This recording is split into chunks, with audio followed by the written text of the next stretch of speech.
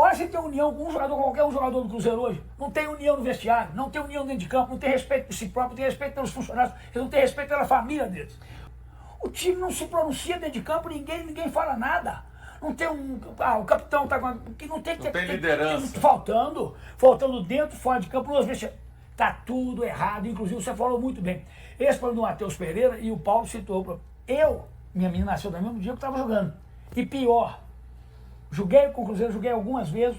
Meu filho operado de hidrocefalia num momento raríssimo, difícil de válvula, que tinha que mandar buscar nos Estados Unidos. Não sabia se ia ver meu filho depois da cirurgia, eu concentrando e jogando. Não vem com essa história. Matheus, isso é uma brincadeira. O que o Cruzeiro está permitindo ao Matheus Pereira, eu acho que o grande contágio, erroneamente, do Cruzeiro começa com o Matheus Pereira. Que palavras fortes e que exemplo aí de profissionalismo. Agora, Paulo Roberto, olha a situação do torcedor do Cruzeiro. O Wallace entra, é uma tragédia. E é um jogador que eu adorei a contratação dele porque joga muito. Aí no dia que vai o Romero, o futebol do Romero, que é um símbolo da raça para o Cruzeiro, tá lá embaixo o torcedor. Que saudade do Wallace. Mas o que você imagina numa hora dessa? Olha, Júnior, tem situações que às vezes eu acho que tem alguma coisa com o treinador, com os jogadores. Eu acho que a coisa não está dando certo. Falo taticamente a equipe, né? Próprias escalações também. Porque não é normal um cara treinar 35 dias um time e não mostrar nada. Taticamente, individualmente, nada. Parece que piorou. Saudade do Fernando Diniz. Parece que piorou, né? Depois de 35 dias treinando. E tem alguma coisa, eu acho assim, que chega uma hora que os jogadores têm que tomar uma atitude. Aquele minuto que a gente fazia antes de começar o jogo, lá dentro do campo mesmo. Porque se tá tudo errado taticamente, muda-se tudo ali. E eu tenho certeza que chegar no intervalo, o treinador falar, pô, tá muito bem e tal, papapá, continue assim. Porque às vezes você recebe um comando tático dentro dos treinamentos que fala, cara, esse treino não vai dar certo, não vai. Aí você muda. Você tem ali 3, 4 líderes dentro do campo, você tem que mudar, cara. Você não pode jogar assim numa situação assim, sem confiança taticamente, sem aquela coisa assim, não vai dar certo. Sabe, você já entra aqui. O Euler teve aqui, sabe o que ele falou quando ele errava? A primeira pessoa que ele buscava no campo era o técnico. Aí você busca o técnico lá, você tá já jogando sem alma, você busca o técnico. Vou falar, ele vai até ouvir o Léo Jardim. Olha, desembucha, solta aí, tira o freio de mão. Mas eu acho que o problema do Cruzeiro não é treinador. Mas ele tem a parcela. Tem a parcela, mas Claro. toda vez ele tem a parcela e os nomes vão mudando de Fernando para Seaba, de Seaba para Diniz, de Diniz não sei para quê, e o Cruzeiro não sai do lugar. Não é só técnico, o problema do Cruzeiro é muito maior que isso. O meu goleiro hoje é o Ari Otávio. O meu goleiro hoje, com todo o carinho, todo o respeito que eu tenho pelo Cássio, eu acho que um profissional extraordinário. Mas não vem bem. E o menino tá pedindo passagem, o garoto tá querendo entrar e caçando. Você pediu, falou, o Rubens estava pedindo passagem, tá aí o Otávio pedindo passagem como outros. No meu time joga quem é melhor. O menino já demonstrou que tem postura, pessoal, já passou por umas 3 seleções de base, vai esperar o que ele envelhecer, cair de velho? Não. Aí daqui a pouco vem outro, a empresta, vai pra lá e talentos vão embora. Otávio, é o cara? Gosto muito, eu falo lá nos comentários quando eu participava da base da TV Cruzeiro, falando sobre isso. O Otávio é um craque que joga no gol, né? Só que tudo ao seu tempo. Quem sou eu para discordar do Vitor? Imagina, vou chegar em casa, meu pai, você tá doido? Não. Mas é assim, eu acho que o Otávio vai ser esse goleiro, mas eu ainda tenho confiança no Cássio. Antes de falarmos aí do time, o que pode fazer o técnico Leonardo Jardim, também situações de bastidores do Cruzeiro.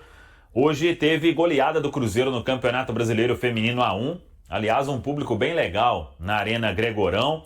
E o Cruzeiro fez 4-0 para cima do Juventude. Os gols de Paloma Maciel, Isabela, Gabi Soares e Letícia. Com isso, o Cruzeiro assumindo a liderança do Campeonato Brasileiro A1.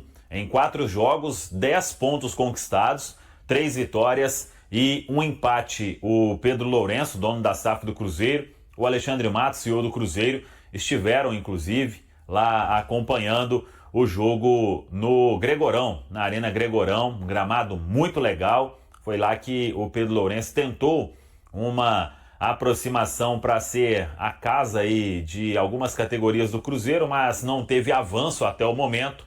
e o Cruzeiro decidiu jogar lá porque fica próximo também ali da Toca e dá para receber um bom público. Gramado, como eu disse, impecável.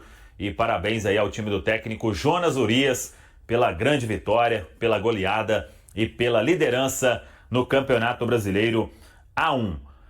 No futebol masculino, o Cruzeiro fechou a preparação com um treinamento à tarde, vai passar aí concentrado do final da noite de sábado para domingo, na capital paulista, e o jogo diante do São Paulo neste domingão, 5h30 da tarde, no Morumbis. Lembrando que o Cruzeiro não tem o Jonathan Jesus, suspenso pelo 3º cartão amarelo, e não terá o Matheus Henrique aí já por um tempo maior, né? O Matheus Henrique, inclusive, passou por cirurgia, foi operado pelo Dr. Sérgio Campolina, pelo Wallace Espada, os médicos aí do Cruzeiro, no Hospital Horizonte. A cirurgia deu tudo certo e dentro daquilo que a gente já apurou, já trouxe um tempo de recuperação aí de cerca de 3 meses, uma ausência considerável do Matheus Henrique. E até por isso devemos ter Murilo Hickman passando a frequentar mais o time profissional, inclusive devendo estar no banco nesse jogo diante da equipe do São Paulo. Uma outra novidade deve ficar por conta de Janderson, zagueiro do Sub-20, porque o Jonathan Jesus está suspenso. O Cruzeiro tem o Fabrício Bruno, que é titular, Vidalba ou Gamarra, um dos dois deve começar, e aí ficaria apenas um zagueiro no banco. Por isso o Janderson também devendo compor essa delegação do Cruzeiro para ser opção para a zaga para o técnico Leonardo Jardim. A dúvida maior: ele faz mais alterações no time? O Kaique será o lateral pela esquerda, o Marlon foi negociado, já faz parte do passado. Ele muda alguma outra situação? Meio campo, ataque? Vamos aguardar. O Matheus Pereira viaja normalmente, ele que pai do Theo, né? O Theo já nasceu, então não tem mais a necessidade dele ficar em Belo Horizonte. E aí o Leonardo Jardim, dentro daquilo que ele vem praticando, confirmação do time somente 1 hora antes da bola rolar no vestiário do Morumbis. Bolassi, mais uma vez, ficando fora, ainda não se recuperou de um incômodo que ele teve no joelho, vem fazendo alguns trabalhos específicos no dia a dia na Toca, mas ainda não retorna, não é opção nesse jogo diante da equipe do São Paulo. Para a gente fechar, muita gente perguntando sobre a situação do departamento de futebol, e a informação de momento é: o Pedro Lourenço chegou a se reunir com jogadores, também com o Alexandre Matos, uma reunião de todo mundo colocar ali o que vem identificando de problema, né? O que precisa, o que falta para o Cruzeiro ter uma reação, e neste momento não terá nenhuma mudança no departamento de futebol do Cruzeiro. O Pedro Lourenço, dono da SAF, que inclusive esteve lá no jogo do futebol feminino, e com o próprio Alexandre Matos, eles devem estar aqui em São Paulo para esse jogo do Cruzeiro. Então, sem mudança no momento, o Cruzeiro trabalha para uma reação imediata. O Leonardo Jardim com o grupo de jogadores para dar uma resposta positiva, até para a situação não ficar ainda pior, né? Para a pressão não aumentar mais. Então o Cruzeiro sabe que do outro lado tem um adversário que, em termos de Campeonato Brasileiro de pontos corridos, ele traz muita dificuldade para o time celeste, mas o Cruzeiro precisa passar por cima de todas as adversidades e buscar um bom resultado aqui em São Paulo. Análise da crise do Cruzeiro. Os acontecimentos que elucidam um momento desfavorável. O Cruzeiro enfrenta diversas dificuldades internas e externas desde o início da temporada. Recentemente, a equipe sofreu 3 derrotas consecutivas e atravessa um período conturbado em 2025. Um cenário que se arrasta desde o término da temporada anterior, marcado pela não classificação para a Libertadores e as incertezas sobre a permanência do treinador Fernando Diniz, além das críticas públicas que ecoaram internamente ao longo da última semana. Indicado por Diniz, Marquinhos vê seu espaço diminuir no clube, seguindo um caminho similar ao que teve no Fluminense. O G destacou uma série de fatores que contribuíram para a instabilidade dentro e fora do Cruzeiro, impactando diretamente os resultados em campo. Até o momento, o time venceu apenas 4 de 14 partidas neste ano e já teve 3 treinadores, sendo um deles interino. Entre os pontos destacados estão: as dificuldades do Cruzeiro tornaram-se mais evidentes no final da última temporada, com os resultados insatisfatórios sob o comando de Fernando Diniz e a eliminação da Conmebol Libertadores. Apesar disso, Diniz foi mantido como treinador para 2025. O técnico teve pouco tempo de pré-temporada nos Estados Unidos, com menos de 2 semanas, e não resistiu após o terceiro jogo oficial. O início do Campeonato Mineiro foi marcado por uma vitória, um empate e uma derrota.